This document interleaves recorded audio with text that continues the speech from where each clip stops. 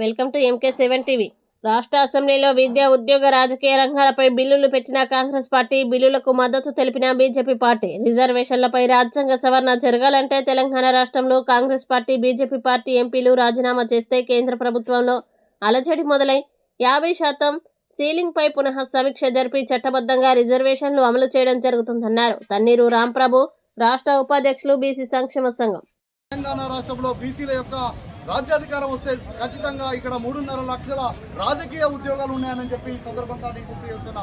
కాబట్టి ఖచ్చితంగా ఈ రోజు మన రాష్ట్రంలో మన రాజ్యం వస్తే ఖచ్చితంగా మనకు మంచి అవకాశాలు ఉంటాయి. మన పిల్లలు కూడా అనేక రకాలుగా ఉద్యోగ అవకాశాలు దొరకడం జరుగుతుంది. కాబట్టి ఖచ్చితంగా ఈ ఉద్యమంలో పాల్పంచుకొని ఈ ఉద్యమం ముందుకు తీసుకెళ్లే విధంగా మరి ప్రతి ఒక్కరు కూడా కృషి చేయాల్సిన బాధ్యత కూడా ఉందని చెప్పి ఈ సందర్భంగా నేను గుర్తు చేస్తున్నా.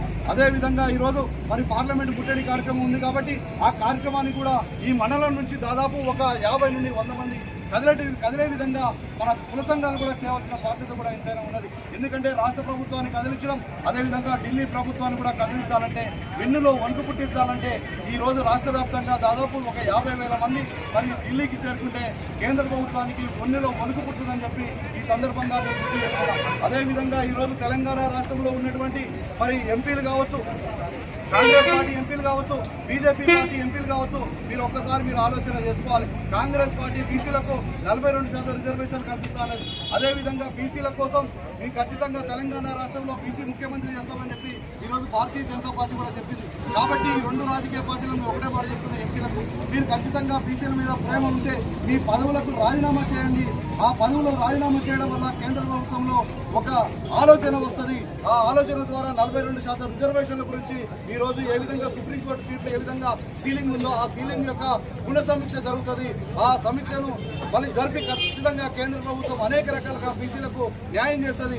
ఎవరైతే బీసీల పక్షాన నిలబడి రాజీనామా చేస్తారో ఖచ్చితంగా ఇక్కడ బీసీ జేఏసీ ఆధ్వర్యంలో ఖచ్చితంగా ఈరోజు మిమ్మల్ని మళ్ళీ గెలిపించి పార్లమెంట్కి పంపుతామని చెప్పి ఈ సందర్భంగా మేము గుర్తు చేస్తున్నాం. కాబట్టి ఖచ్చితంగా మీరు ఆలోచన చేసుకోవాలి. ఈ న్యాయబద్ధమైన పోరాటం, ధర్మబద్ధమైన పోరాటం ఖచ్చితంగా ఈరోజు ఇయ్యాల కాకపోయినా రేపటికైనా బీసీలదే విజయం సాధిస్తుందని చెప్పి ఈ సందర్భంగా నేను గుర్తు చేసుకుంటూ, అదేవిధంగా ఈరోజు ధర్మ పోరాట దీక్షలతో పాటు మరి మిగతా కార్యక్రమాలు కూడా ఉంటాయి. కాబట్టి ఆ కార్యక్రమంలో దాదాపు ఇక్కడ ఒక 20 మంది 50 మంది రావచ్చు కాక 50 మంది ఒక్కొక్కరు 1000 మందితో సమానం అనే విషయాన్ని కూడా ఈ సందర్భంగా నేను గుర్తు చేసుకుంటూ, ఖచ్చితంగా 42% రిజర్వేషన్లో అమలు అవ్వాలంటే కేంద్ర ప్రభుత్వం మీద మనం ఒత్తిడి పెంచాలి. దానికోసమే కేంద్ర రాష్ట్ర ప్రభుత్వాల మీద ఒత్తిడి పెంచడం కోసం ఈరోజు బీసీల ధర్మ పోరాట దీక్ష కార్యక్రమాన్ని చేయడం జరుగుతుంది.